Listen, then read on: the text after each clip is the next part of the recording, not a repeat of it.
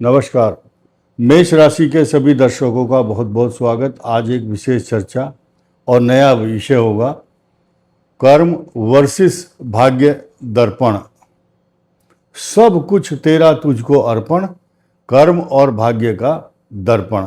मेष राशि की चर्चा हो रही है और ये विषय अश्विनी, भरणी और कृत्तिका नक्षत्र के लिए है। बहुत लंबी बातचीत नहीं होगी, लेकिन आपको समझ में आएगी ट्रांजिट मोशन का अर्थ इस समय आपके लिए क्या हो सकता है।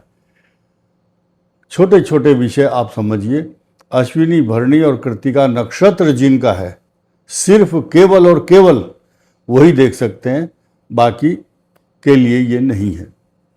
इसके अलावा यहाँ शनि है द्वादश भाव में, एकादश में राहु और तीसरे भाव में यहाँ पर मंगल दर्शाया गया है प्रतीकात्मक रूप से, और ये कंडीशन 18 सितंबर तक रहेगी। उसके बाद नीच भंग राजयोग बनने वाला है उच्च कोटि का, क्योंकि ये केंद्र में होगा। उस समय होगा जब आप बहुत परेशानी में होंगे। राहु केतु के ट्रांजिट की अवधि नज़दीक है, लेकिन ऐसे समय पर एक बहुत अच्छी डोज, खुराक, ऑक्सीजन, पोजीशन आपकी बहुत पॉजिटिव होने वाली है इस नीच भंग के कारण। लेकिन वो अभी नहीं आया, आज उसकी चर्चा नहीं है। भाग्य की बात करते हैं और कर्म की। हर व्यक्ति को जो हम शब्द बोलते हैं वो सोचते हैं कि ये जो इन्होंने बोला वो अभी बस होने वाला है 1-2 घंटे बाद। ऐसा बिल्कुल नहीं है। आपको थोड़ा सा पेशेंस रख के समझना होगा। कर्म वर्सेस भाग्य दर्पण। आप किस प्रकार का काम कर रहे हैं, आपका वर्क प्रोफाइल क्या है, आपका पोर्टफोलियो क्या है, किस कर्म को कर रहे हैं। लेकिन इस समय आपके लिए पॉजिटिविटी वाला ग्रह जो आया है वो कितना तक, कितनी सीमा तक आपको देगा, ये सवाल हर आदमी के जहन में होता है। मान लिया एक आदमी खेत में मजदूरी करता है या रिक्शा चलाता है, उसके रेशो को जो आदमी कंप्यूटर साइंस का इंजीनियर है और बैठा है शीशे में कंपनी के लिए काम कर रहा है, उसका जो रेशो है पैसे का, आमदनी का, वो अलग होगा।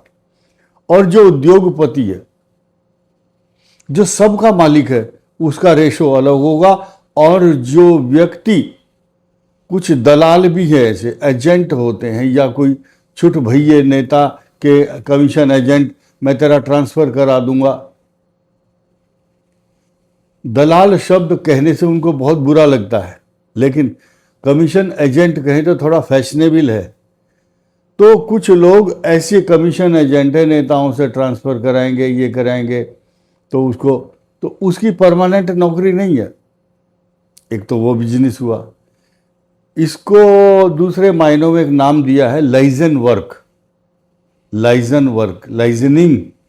और कुछ लोग रियल इस्टेट में काम करते हैं, उनको कई लाख रुपया एक दिन में आने की आकांक्षा या संभावना बनी रहती है। करोड़ों अरबों का सौदा करते हैं तो उस हिसाब से उनको मिलता है। अब यहाँ कर्म शब्द बताया और वर्सेस भाग्य दर्पण। लेकिन ये जो दशम भाव है, दशम भाव दो तरह से पक्का और मजबूती, सब्सटेंटिव एकदम। कैसे? ये जो लग्न है और यहाँ से दशम भाव है, काल पुरुष की दृष्टि से भी ये दशम भाव है। तो शनि जो है कर्म है। शनि कर्म करवाता भी है, कर्म का स्थान है, और ये करवाता भी है पसीना, परिश्रम। परिश्रम और पसीने का दोनों एक दूसरे के अनुरूप हैं, पूरक हैं। मेहनत का जो दूसरा पर्यायवाची है मेरे शब्दों में पसीना है। बोलते हैं खून पसीने की कमाई से काम किया, तो परिश्रम। तो परिश्रम ये नहीं कि आप उठक बैठक लगाएं, परिश्रम करेंगे, दौड़ लगाएं क्रॉस कंट्री और मजदूरी करें, सीमेंट के कट्टे उठाएं सिर पर, ऐसा नहीं है। लेकिन वो मेहनत करनी है जो आपके लिए जायज़ है, जिस प्रोफेशन में आप हैं। सारांश समझ में आ गया होगा आपकी। अब ये बात सोच करके कि आपका कर्म वर्सेस भाग्य का दर्पण, यानी कि मेष राशि वालों को जीवन भर मेहनत ही करनी है।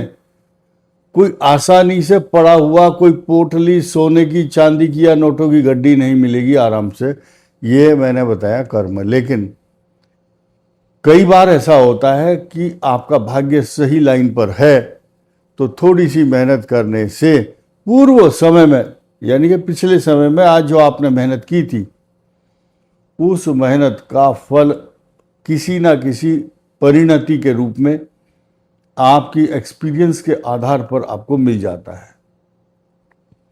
वही चीज़ अब होने वाली है। जब 11th हाउस में राहु होंगे और 12th हाउस में शनि और चतुर्थ सूर्य और बृहस्पति का संयोग, पराक्रम स्थान में मंगल, ऐसी स्थिति में आपको धन मिलना ही मिलना है। भाग्य आपका अनुरूप, आपके अकॉर्डिंग चलेगा। फेवरेबल पोजीशन बोलते हैं इसको।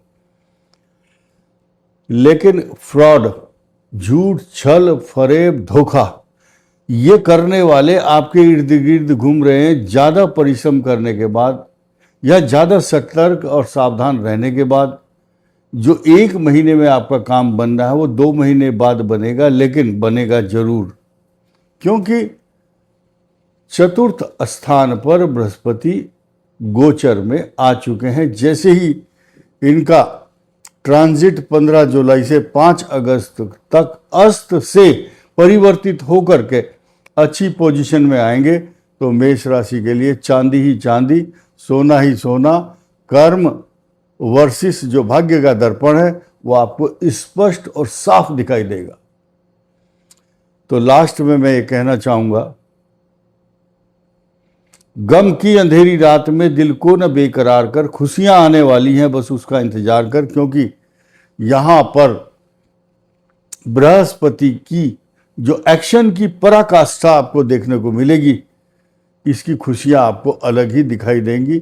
12वां शनि, धोखा, छल,